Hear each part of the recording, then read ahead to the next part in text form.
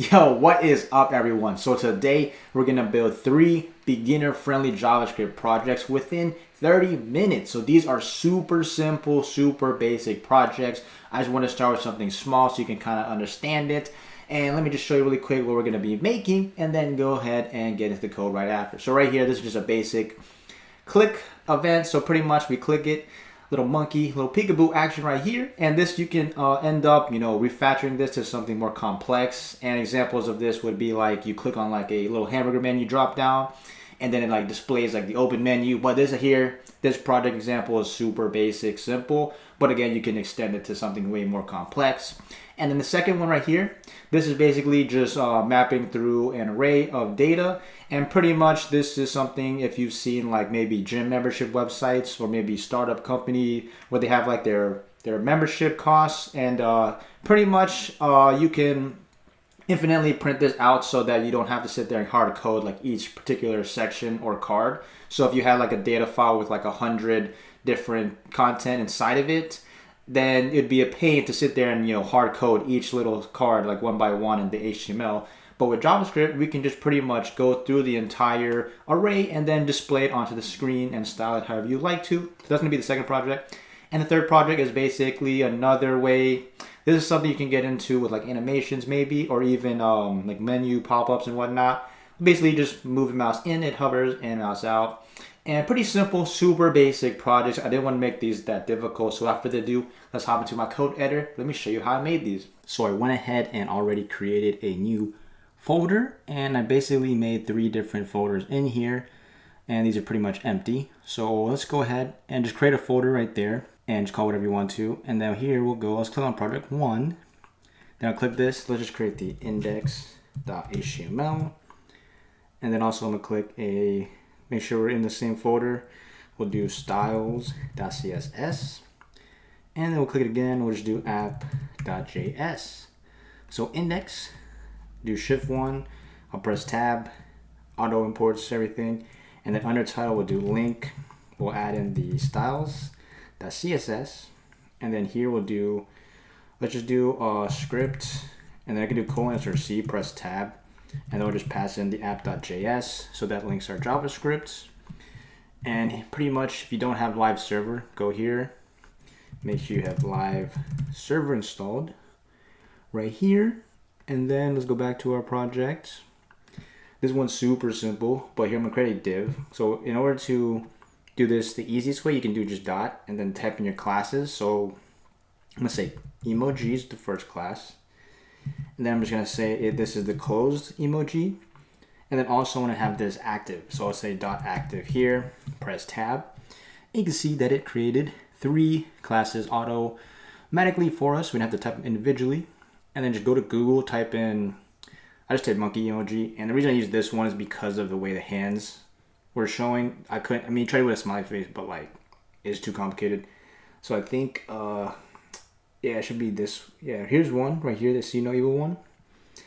And just straight up copy this and go in here and paste. And then cool little hack, you can do shift alt down arrow and it auto pastes the same line. Then we can delete active here and then change close to open.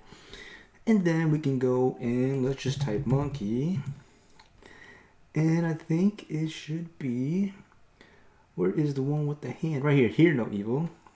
I don't know who named these, but just get it, copy it here, and replace this here. And then just save. And then now let's go back. And this is the previous project, so let's just do right click, open with live server. And then once that opens, we can see our 2 little emojis right here. So let's go and style this up. So styles.css, this one's straight up, but let's just do this. Shift 8. And let's just reset everything because I want to make sure you can see everything. So box size border box. So the margin is 0 and just padding is 0. So save that. And body, let's just put let's display flex. And then let's do flex direction column. Justify content center. There's align items, not self. Let's do this. Align items center, and let's set the height 100 viewport. viewport height, and this is just for this example, so everything's in the center here, and we can start styling. So let's do dot emoji. Let's set the font size to 10 rem, so that just makes them bigger. Cursor, just make it pointer, and then I do user select because when you click it, you see how it has like a little bluish highlight. What this does is it pretty much removes that. So sometimes you'll have issues where like it's showing on some like complicated animations and things like that. So usually that's a way to get it out of there. And what we're gonna do is we're gonna say this. We're gonna say dot closed is gonna be display to be none. So now it's just there. Then we'll have dot open. We'll have display to be none as well.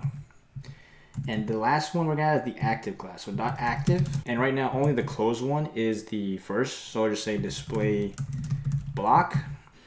And technically it's showing. Because if I didn't have it, then I mean, how are you gonna click on something? And now we can just go in the app.js and add the JavaScript. So this one is super simple. Click functionality pretty much. So normally you start off by actually selecting what you want to add JavaScript to. So since we just have two emojis, I'm gonna say const, and then you just name it. So we'll name it whatever you want. You wanna name this Taco 12 pack? You can call that. If you wanna call it whatever you want, name it here, but I like to name it stuff that makes sense. So say close face, close emoji, same thing, equals to, and then you say document dot query selector. And I'm using this query selector. If you've seen like get by class name or get element by ID, etc. from other people, query selector is the easiest because you can change it. So for instance, for us to target the close emoji, which again it's a class, all I would do is just say dots closed because it is the only thing that is separating it from the other two. The other one has both emoji and open. So I can't put emoji because then you'd be targeting two. So if you only want to target the one, you would say the one that's custom to it, which is the word closed. You could also set a ID equal to like, closed face, closed face if it's better to make it like, easier for you to separate your values. But again, this is such a basic example that I didn't want to make it too complicated. So pretty much have to close, and I'll do shift arrow down, and then we'll just say open. So open face, and the same thing, dots open. So again, since we're using query selector, for instance, I want to change the ID. I want to add like an ID to open all of a sudden. So I say like ID equals to open. Then I could just go straight up here and then just switch it to a hashtag, which makes it an ID. So that's the benefit of using query selector, because then you can change it, in and out. But since we only have classes, then we'll just keep it like this. So I just switch it back. And that's basically these two lines are telling you what things you're selecting. And now we're going to say add event listener. So this is essentially now how you're going to get it to do something. So what we need to do, so right now it's close face. We got to say what we called it up here, close face. So now we got to say closed face right here. Dots add event listener. I don't know why it's not, it's not like auto showing up for me. That's kind of weird. So let me go like that. And pretty much here you pass in two values. You pass in what type of event you're looking for. So for this one, it's just a click. So you do quotes and you do click and then comma. And the second value you pass in is a function. Now there's multiple ways to pass this function in. You can create your own function above it and then pass in by itself. But the way I like is just straight up passing in an arrow function. So it's arrow equals, and straight up here, we can write our logic. So what are we gonna put here? So if you've seen like if else statements, pretty much we're gonna say if, and now I'm gonna check this. If open face, so again, now we're targeting this open, which is this line, this little emoji here, showing its face. If it contains this class, I want something to happen. So open face dot class list. So this is how you check the class list. This is how you can like add, remove, check if it contains, etc. Then I'm gonna say contains the class open, which it should, since we're gonna check this line here, and then we read the class, it's gonna say emoji and then says open. Okay, so this line should run, meaning it equals true. So we do curly braces here. If open face contains the class open, then I want to say open face dot class list. So now I want to add the active class on the open face. So let's say dot add and I want you to add this active class. So what this line says here is it's basically going to trigger this so that it displays the open face now. So if I go here and I just save it and we click it, nothing's gonna happen yet.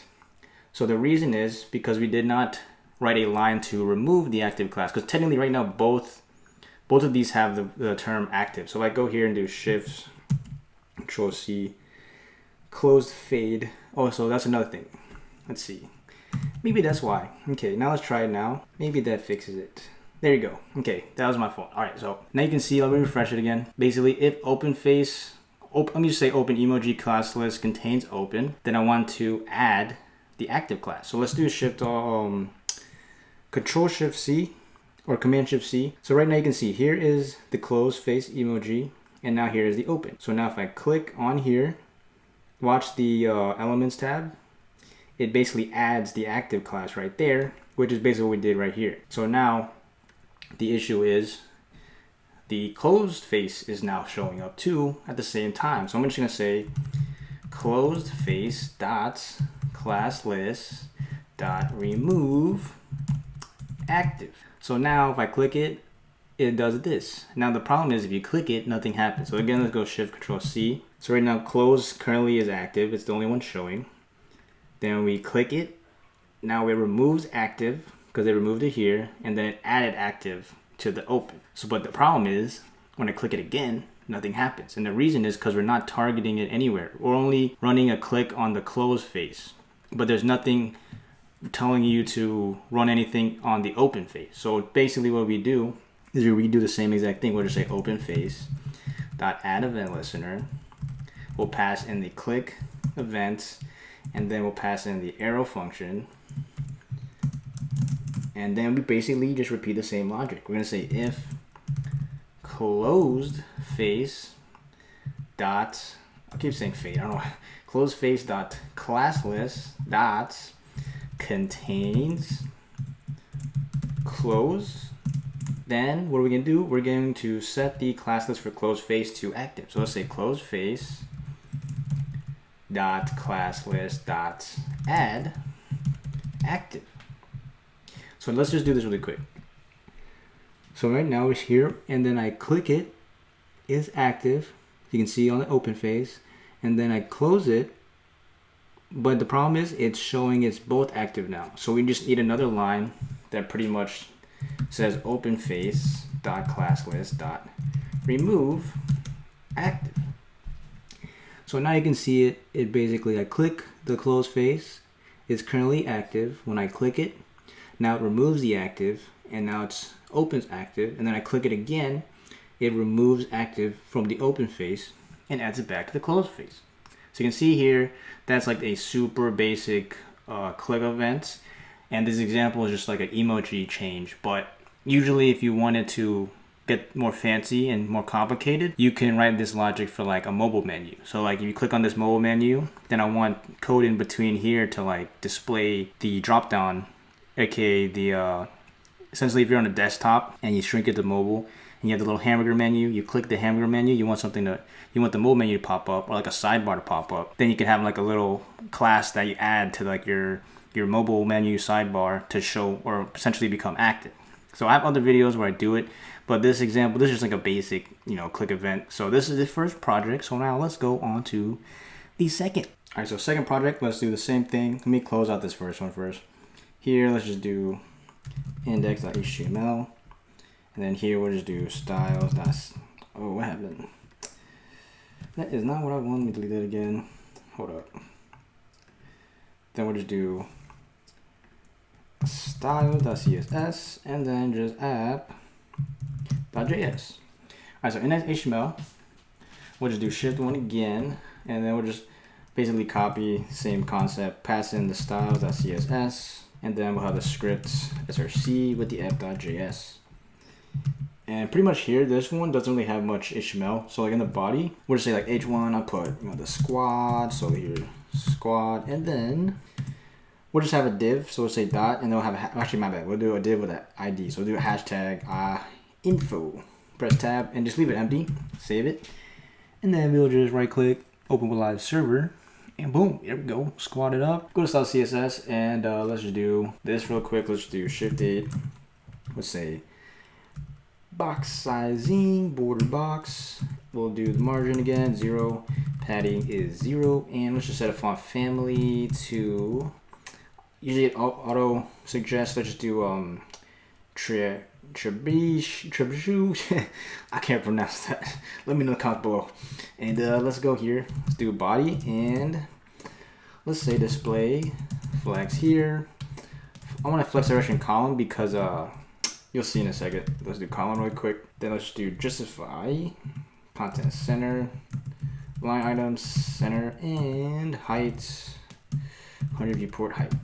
All right, so here we go. Let's just say this really quick and let's go to app.js. So this one is essentially, we're gonna create a data file or essentially just an array of objects. And this is pretty common whenever you don't want to like copy the same code over and over again, especially if you have a bunch of information you want to use. So for instance, if you've seen like a gym membership website where they have like, you know, the pricing cards, or like, you know, startup website where it's like monthly membership pricing cards type things like that. Normally people, you just hard code it if you don't want to use JavaScript, whereas like an index HTML, you would just like straight up copy and paste it, you know, 3 times, whatever it is. But the thing is with JavaScript, you can actually create data. So let's say like let data equals to the brackets, like an array, and then pretty much do the curly braces inside and just pass in your data. So like say like name will be Mateo or whatever, it doesn't matter. And then comma, and then you say age equals to 30. So I mean, if you see my more complicated videos like React and stuff, I do this all the time. And I just list a bunch of, you know, points. So like images, background color, etc. like that. But for this example, it's super basic. And then pretty much you can just add a comma here. Then we can just copy and paste this like 1, 2, 3, 4, 5, and 6. And then here you can just basically change this to like whatever you want to, you know, Sarah, whatever. And I already wrote mine out, so to save time, let me just copy that in. And the thing is, technically, if you were to just create this normally without JavaScript and hard code it in your index HTML, it would be 6 different sections. And that's not good because you're essentially hard coding it in. So imagine if you wanted to add another 20 of these, then you're screwed because you're gonna have to code another 20 in the index HTML and it's just a pain. So with JavaScript, you can actually map through this array of objects and basically display it within, you know, like a couple lines of code. So here we'll do the same thing we did at the beginning from the previous project. We're selecting it. So let's say const info equals to document.query selector, and this time it's an ID. So let's say hashtag info. And here we're gonna create our essential map function. Basically, we're going to go through this array and display the data. So here I'll just let this equal to a term that makes sense. So I'm just gonna name this details. So I'll just say let details. And this is something I just made up. You wanna call this details, whatever, then go for it. But I just said let details equals to data.map and then parentheses. So now here we're mapping through this data. So we need a function to pass in here. So you could do just straight up say the word function and then pass in the values. Arrow function too. So let's just do right out the function. Let's just say function, parentheses, and then we'll do curly brace and press enter. So here we can just return with the parentheses, and now we can write all our logic in here. So here I want to return essentially the data, but I want it to be wrapped around a div. So how do you pass in HTML in JavaScript? So this way you can just do quotes and just straight up write out your div. And then you can do a plus sign, and I'll just say like item.name. What will happen? Item.name. And for now, let's just keep it like that. So let's do this. Let's go and let's display this really quick just to show you like what this is. So let's just say info, which is again, this is, I click, this is it right here, which again is this empty div. This is where we're putting, right now what we're about to do is put in all our content in here using JavaScript. So if I go back, say info.inner HTML, so this is how we display it. I'm gonna set that equal to to what are we going to set this equal to? Details. Because details has all of the details, aka all of this information in this data file. So I'm going to set it equal to details. And then I'm going to join things together. So join. And here, just like to put it on a new line, you could just put like a quote, space it. But like here, I'll just do it /n, just to make things cleaner, and put it on a new line, and then I'll save it. So now, one thing I forgot is to add the closing div. Don't forget that. So +, quotes, closing div. So I'll save it now, and then I'll refresh, and then I'll do Shift-Control-C. And technically right now, nothing is happening. And the reason is because it doesn't know what item.name is.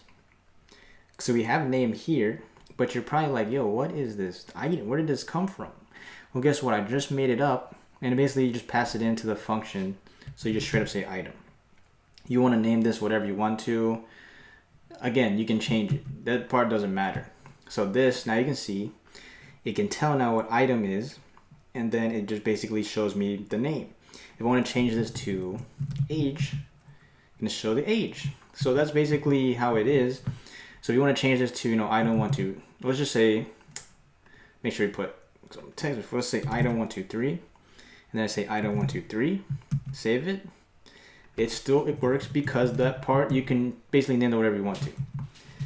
So let's just Command Z everything. So here item the name, and now you can see it's showing every name.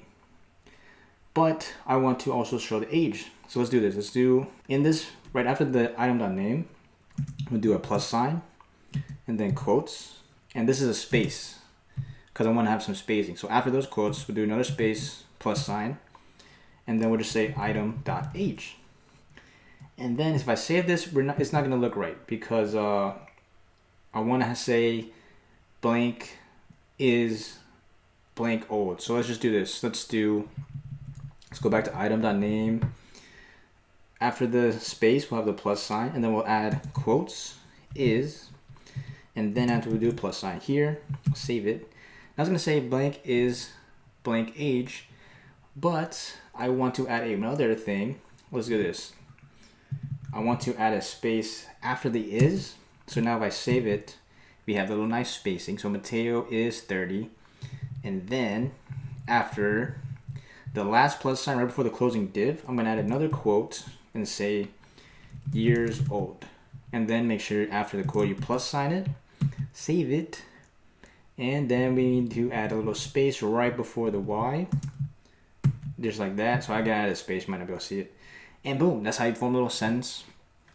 And this is like a super simple way. Now let's style this up really quick. So let's go to the CSS file, and if I Shift-Control-C now, it's technically, if I go to the div now, you can see it's all within here. Magic by JavaScript, all right? So now let's go to the style CSS, and let's just do this. Let's do ID info. I'll just display these as a grid. I'll just say grid template columns, 1FR, 1FR. So essentially just 2 columns equal width. And then we'll just say info div. And then we'll just say padding will be 3 rem. Background is RGB 0. My bad. Parentheses 9, 60, 227. And then we got margin 0.5 rem. And then we got border dash. What am I doing? Hold on. Border radius. Let's do 10 pixels. Color #FFF. Font size is 1.2 rem, and text align center. So save it, boom. So this is basically how we created these like cards, or these could literally be features on a website. Like you can name whatever you want to in terms of data. Like if you want to add like pricing, you just say price, and then like whatever. So kind of like you see the concept here. So the thing is, if you were to do the exact same thing in HTML regularly, you'd have to go in individually, code out the H1 or whatever div, and then type it out like Mateo is 30, 40 years old. And then you'd have to go in and copy and paste this, and then you have to add like the class to it and style it, and then you have to do that for every single thing. So imagine you have like 100 of these. It's going to be impossible to maintain it, especially if your design is like super crazy. So like here, if I were to just go to the app.js again, and I'll just add a last comma here, and I'll just straight up copy this whole thing and Command C, and then paste it like 2 times. So now you can see I just basically created like infinite cards, and my styling isn't like the best in terms of this example, but like, yeah, I could fix the styling right now because it's only showing it like this. But yeah, we can just say like display flex or something. And you can see here like we have these mega cards right here. Yeah, it's not still, I'd have to refactor the CSS obviously for this, but you get the point. Like, it'd be a pain to sit there and manually code each little card out by itself.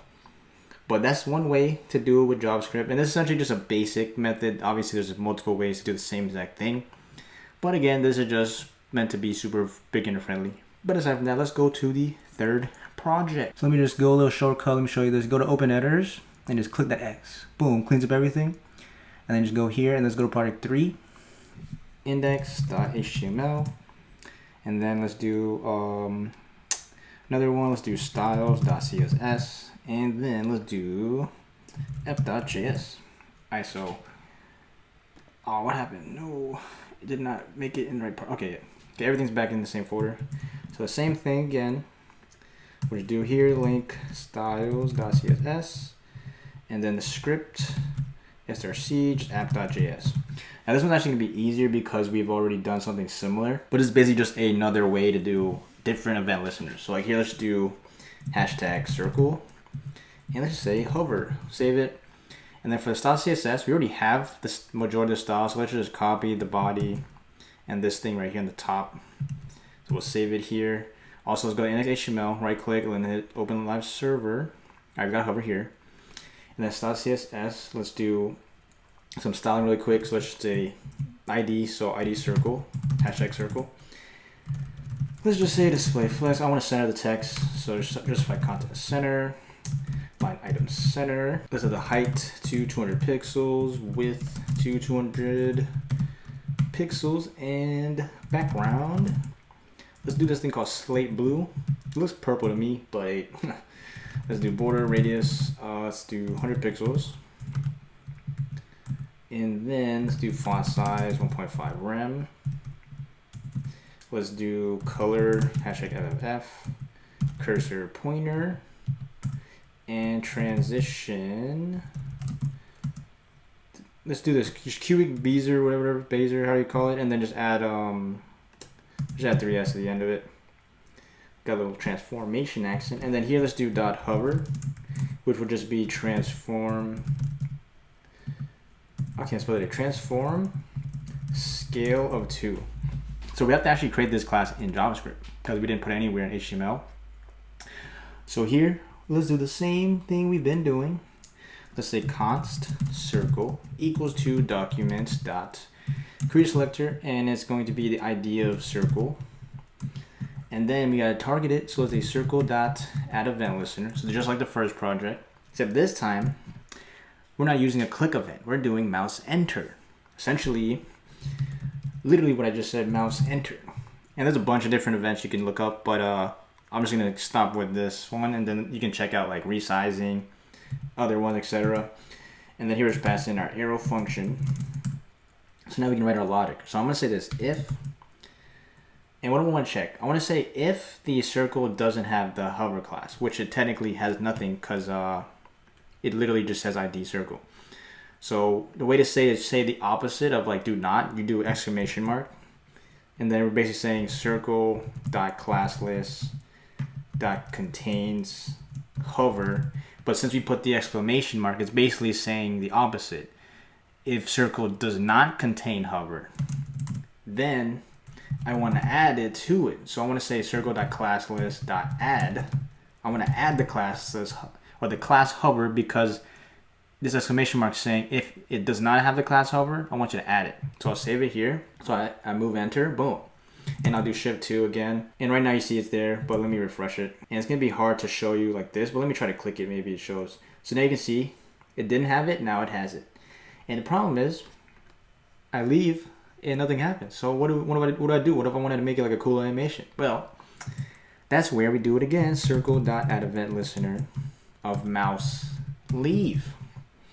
And then you just do the exact same thing. You pass in the arrow or function, whatever preference you have, and then you just say the same thing here. So if circle, so this time we're actually checking if it contains. So if circle.ClassList.contains the class hover, then I want to say circle.ClassList.remove the class hover. So now we did everything properly. Boom, enters, adds the hover class. Once I leave it, bam, it removes it. And then if you want to see it again in the Elements tab, here I have to click it since it's I have the inspector open, but basically you see it's right here. The circle is no class besides ID. Click it. It's hovered, it's large, scaled up. Click it again. Technically, I gotta click out of it, and then you see that it essentially moves it. Pretty much, that's like a super basic, I'd say, demo of just mouse leave, mouse enter. Again, there's so many more ways to refactor this, make it more complicated. But again, that's something you guys can research and check into. But aside from that, this ends the video for today. So definitely feel free to refactor these into like some crazy looking projects. I'll send it to me. I'll check them out. And aside from that, if you haven't already, hit that like button. Subscribe if you're new to the channel. Comment down below what you want to see for the next videos. And I'll see you in the next one. Peace.